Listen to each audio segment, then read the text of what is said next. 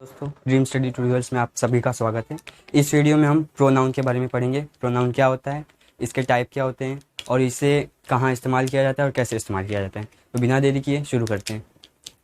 Pronoun pronoun को substituting words भी कहा जाता है। क्यों कहा जाता है? क्योंकि ये नाउन की जगह पे इस्तेमाल किए जाते हैं। अब वो क्यों होता है मैं अभी आपको बताता हूँ। डेफिनेशन मैंने लिख रखी है, a pronoun is a word use in the place of a noun to avoid unnecessary and unpleasant repetition. Pronoun का इस्तेमाल किया जाता है कि जो हमारा जो नाउन है उसे बार बार इस्तेमाल ना किया जाए। यानी कि अगर जैसे मैंने एग्जांपल्स लिए हैं, Alok is my friend, he has gone to school, तो देखिए इसमें जो नाउन है वो है आलोक और ही जो है वो है प्रोनाउन। यानी मैंने जो आलोक है नाउन उसे बार बार इस्तेमाल नहीं किया है, क्योंकि अगर जो नाउन है वो बार बार इस्तेमाल होगा तो ये थोड़ा सा ऑकवर्ड लगेगा या फिर अच्छा नहीं लगेगा। इसलिए हम उसे वो रिपीट ना हो या फिर बार बार उसे दोहराए ना, इसलिए हमने प्रोनाउन बनाया है। या फिर उसमें ऐसे वर्ड्स होते हैं जो हम नाउन की जगह इस्तेमाल किया जाता है। जैसे यहाँ पे ही है जो एक मेल के लिए यानी लड़कों के लिए इस्तेमाल होता है। और दूसरा एग्जाम्पल मेरा ये है, Neha is my sister, she is reading, यानी नेहा मेरी बहन है और वो पढ़ रही है। तो यहाँ पे नेहा वो एक नाउन है और जो शी है वो है प्रोनाउन। तो नेहा के लिए शी लगाया है और आलोक के लिए ही, क्योंकि ही जो रहता है वो लड़कों के लिए इस्तेमाल होता है और शी जो है वो लड़कियों के लिए इस्तेमाल होता है। तो बिना देरी किए शुरू करते हैं kinds of pronoun. Kinds of pronoun, सबसे पहला है पर्सनल प्रोनाउन, दूसरा डेमोन्स्ट्रेटिव प्रोनाउन, तीसरा होता है रिलेटिव प्रोनाउन, चौथा इंट्रोगेटिव प्रोनाउन, पांचवा रिफ्लेक्सिव प्रोनाउन, छठवां इंडिफिनिट प्रोनाउन और सातवां होता है पोसेसिव प्रोनाउन, आठवां रेसिप्रोकल प्रोनाउन और नौवां इंटेंसिव प्रोनाउन। अब मैं आपको एक एक करके सबके बारे में डिटेल, चलिए शुरू करते हैं। पहला topic personal pronoun. A pronoun such as I, you और they that express a destination of person, यानी कि ये ऐसा एक प्रोनाउन है, पर्सनल प्रोनाउन एक ऐसा प्रोनाउन है जिसमें हम किसी व्यक्ति या चीज़ के बारे में बोलते हैं लेकिन बिना उसका नाम लिए, यानी विदाउट यूजिंग नाउन, इसलिए पर्सनल प्रोनाउन कहलाता है। जैसे यू हैव अ वॉच, मैं आपकी घड़ी की बात कर रहा हूँ लेकिन आपका नाम लेके नहीं, आपका प्रोनाउन पर्सनल प्रोनाउन यूज करके।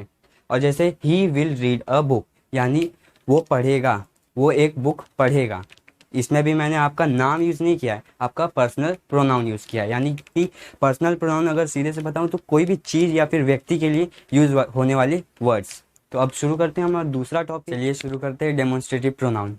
डेमोन्स्ट्रेटिव प्रोनाउन क्या होता है? A demonstrative pronoun represent a thing और थिंग्स।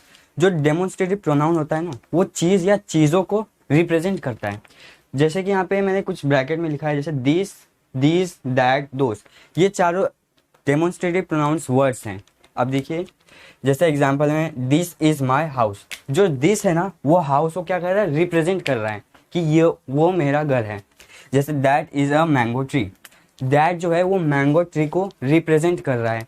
और यहाँ पे जैसे दीज आर शर्ट्स, जैसे दीज जो है वो शर्ट्स को रिप्रेजेंट कर रहा है। और दोस आर बर्ड्स, और जो दोज वर्ड है वो बर्ड्स की तरफ रिप्रेजेंट कर रहा है। इसमें जितनी भी चीज़ें हैं वो थिंग्स हैं।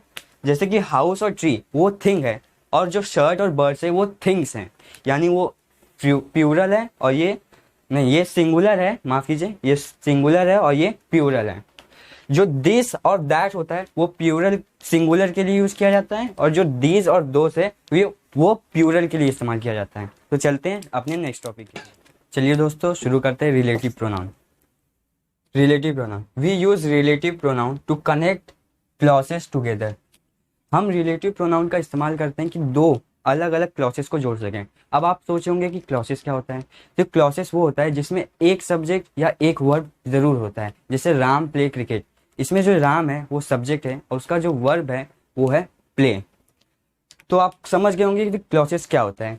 तो अब हम अपने एग्जाम्पल पे आते हैं। This is the boy who, एक minute, this is the boy who got the prize, यानी ये वही बच्चा है जिसने पुरस्कार जीता। इसमें देखिए जो हु है वो दो अलग अलग सेंटेंसों को जोड़ रहा है। जैसे this is the boy who got the prize, और दूसरा एग्जांपल देखिए जैसे these are the pen which you bought, ये वही कलम है जिसे तुमने खरीदा था या फिर लाया था। तो देखिए जैसे जो विच है वो दीज आर द पेन और यू बॉट, ये दो अलग अलग सेंटेंसों को जोड़ रहा है। तो जैसे यहाँ पे मैंने एक नोट भी लिखा है, who, whom, whose, which, what, that, connect to parenthesis, यानी कि जो ये सारे जो शब्द हैं या फिर वर्ड, वो जो अलग अलग सेंटेंसों को या क्लॉज को जोड़ते हैं, अलग अलग शब्दों को। जिस सेंटेंस में भी आपको who, whom, whose, which, what, that दिखे तो आप समझ जाइए कि वो रिलेटिव प्रोनाउन होता है। तो अब हमारा जो नेक्स्ट टॉपिक है उस पर हम ध्यान देते हैं। चलिए अब शुरू करते हैं इंट्रोगेटिव प्रोनाउन। इंट्रोगेटिव प्रोनाउन क्या होता है? We use interrogative pronoun to ask questions. The interrogative pronoun represent the thing that we don't know. जो इंट्रोगेटिव प्रोनाउन होता है उसका हम इस्तेमाल करते हैं कोई भी क्वेश्चन पूछने के लिए, कोई भी प्रश्न या क्वेश्चन पूछने के लिए जो हम नहीं जानते हैं। जैसे कि हु इज़ देयर, वहाँ कौन है। मैं नहीं जानता हूँ कि वहाँ कौन है, इसलिए मैंने हु का इस्तेमाल करके हु इज़ देयर ये पूछा है कि वहाँ कौन है, क्योंकि मैं नहीं जानता वहाँ पे कौन है। और विच इज़ सैम्स हाउस, मैं अपने दोस्त फ्रेंड के इधर गया मिलने उससे, क्योंकि उसकी तबीयत ख़राब थी, इसलिए मैं उसके इधर गया, लेकिन मुझे उसका घर नहीं मालूम था कि उसका घर कौन सा है। तो मैंने किसी से पूछा विच इज़ सैम्स हाउस, तो उसने मुझे जवाब दिया। तो इसमें जो विच है ना, उसने क्वेश्चन में तब्दील कर दिया मेरे सेंटेंस को कि सैम का कौन सा घर है। अब यहाँ पे एक नोट है, who, whom, whose, which, what are the pronoun who make the sentence interrogative. जो who, whom, whose, which, what ऐसे जो ये जो वर्ड्स हैं वो जो सेंटेंस होता है उसे इंट्रोगेटिव में तब्दील कर देते हैं, यानी क्वेश्चन में कर देते हैं। जैसे यहाँ पे हु ने इस सेंटेंस को क्वेश्चन इंट्रोगेटिव बना दिया और विच ने इस सेंटेंस को इंट्रोगेटिव बना दिया, और therefore it is called interrogative pronoun. इन शब्दों को यानी इन वर्ड्स को इंट्रोगेटिव प्रोनाउन भी कहते हैं, और क्वेश्चन वर्ड्स भी इन्हें कहा जाता है ज़्यादातर, क्योंकि ये जो ऐसे शब्द हैं जो सेंटेंस को क्वेश्चन में बना देते हैं। तो हम अपने चलते हैं नेक्स्ट टॉपिक। तो चलिए शुरू करते हैं reflexive pronoun. Reflexive pronoun are used when the subject and the object of a sentence are the same. जो रिफ्लेक्सिव प्रोनाउन होता है उसे तब इस्तेमाल करते हैं जब किसी भी सेंटेंस में जो सब्जेक्ट और जो ऑब्जेक्ट होता है वो सेम होता है। जैसे द बॉय हर्ट हिमसेल्फ, लड़के ने अपने आप को चोटिल कर लिया। लड़के ने अपने आप को, यानी जो लड़का है उसने अपने आप को चोटिल कर लिया, यानी जो सब्जेक्ट और जो ऑब्जेक्ट है वो दोनों सेम है, यानी खुद को ही चोटिल किया है ना। और यहाँ पे देखो, जैसे I said to myself, जो आई है वो मैं हूँ और जो माई सेल्फ है वो भी मैं ही हूँ, यानी मैंने अपने मन से कहा I said to myself. यहाँ पे जो सब्जेक्ट और जो ऑब्जेक्ट है वो जो दोनों है सेम है। और एक बात, जहाँ पे सेल्फ और सेल्फ जिसमें भी लगा हो, जैसे यहाँ पे सेल्फ लगा था और इसमें भी सेल्फ लगा था, जिन सब वर्ड्स में या सेंटेंस में ये लास्ट में लगे रहेंगे वो भी रिफ्लेक्सिव प्रोनाउन होंगे। और जैसे यहाँ पे सिंगुलर, जो माई सेल्फ जो रहता है वो जब सिंगुलर रहता है तो उसे माई सेल्फ पढ़ते हैं, लेकिन जब वो प्लूरल हो जाता है तो उसे आवर सेल्फ पढ़ते हैं। और जब थी सेल्फ या आवर सेल्फ सिंगुलर होते हैं और जब प्लूरल हो जाते हैं तो उन्हें योर सेल्फ पढ़ते हैं। Him self, her self, it self जब सिंगुलर होते हैं तो उन्हें यही पढ़ते हैं, और जब प्लूरल हो जाता है वो तब उसे हम देम सेल्फ पढ़ते हैं। यानी जो सेल्फ होता है वो सिंगुलर के लिए इस्तेमाल होता है, और जो सेल्फ होता है वो प्लूरल के लिए इस्तेमाल होता है। अब चलते हैं हमारे नेक्स्ट, चलिए शुरू करते हैं indefinite pronoun. An indefinite pronoun does not refer to any specific person, thing और amount. It is vague and not defined. जो इंडेफिनिट प्रोनाउन होता है ना वो डिफाइन नहीं होता है, या फिर उसमें किसी भी स्पेसिफिक पर्सन या फिर चीज़ या फिर वो कितना है वो डिफाइन नहीं होता, हमें पता नहीं होता कि वो कितना है। और वैग्यू और नॉट डिफाइंड, यानी वो कितना है और क्या है और क्लियर है या नहीं हमें नहीं पता होता है।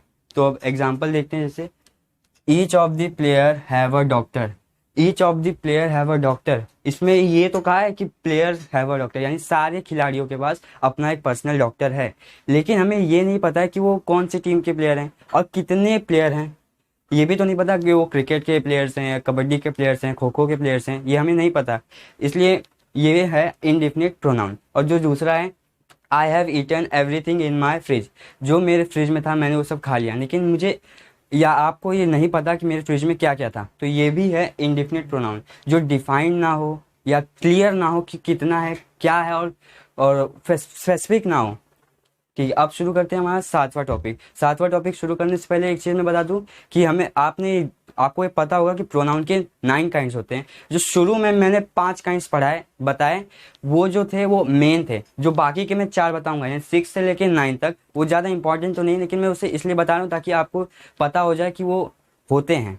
अब शुरू करते हैं 7वां टॉपिक। तो अब शुरू करते हैं पॉसेसिव प्रोनाउन।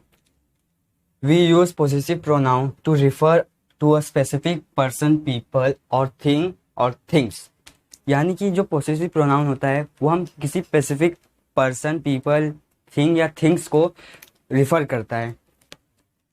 और एक डेफिनेशन है, a word that replace a noun and show ownership. यानी कोई ये एक ऐसा प्रोनाउन है जो नाउन की जगह, यानी सब्जेक्ट या नाउन की जगह रिप्लेस कर देता है और खुद की ओनरशिप दिखाना शुरू कर देता है। जैसे कि this pen is my pen not your pen.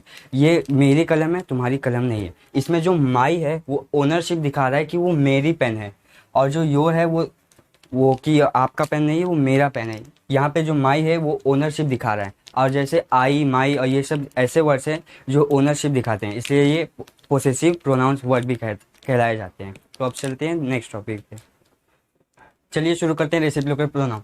Reciprocal pronoun क्या होता है? We use reciprocal pronoun when each of the 2 और more subject is acting in a same way toward the other. Reciprocal pronoun वो होते हैं जिसमें 2 और उससे ज़्यादा सब्जेक्ट्स एक ही वे में और एक ही चीज़ कर रहे हो। जैसे कि एग्जाम्पल में the boys are fighting one another, यानी यहाँ पे बॉयज़ लिखा है, यानी फिर वहाँ पे 2 या उससे ज़्यादा लड़के एक दूसरे से लड़ रहे हैं, यानी वो लोग एक ही काम कर रहे हैं कि वो दोनों एक दूसरे से लड़ रहे हैं। तो अब बिना देरी किए अपने लास्ट टॉपिक पे चलते हैं अपने लास्ट टॉपिक की तरफ, जो है intensive pronoun. Intensive pronoun emphasis the person और थिंग परफॉर्मिंग द एक्शन।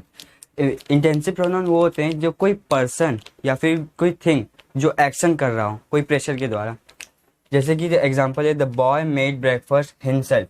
जो द बॉय है वो जो है पर्सन है और उसका एक्शन क्या है? Made breakfast. कि जो बॉय है, the boy made breakfast himself, यानी वो खुद के द्वारा ही अपना जो है ब्रेकफास्ट बना रहा है। तो इस वीडियो में हम यहीं तक रुकते हैं। अगले वीडियो में हम एडजेक्टिव के बारे में पूरी जानकारी लेंगे।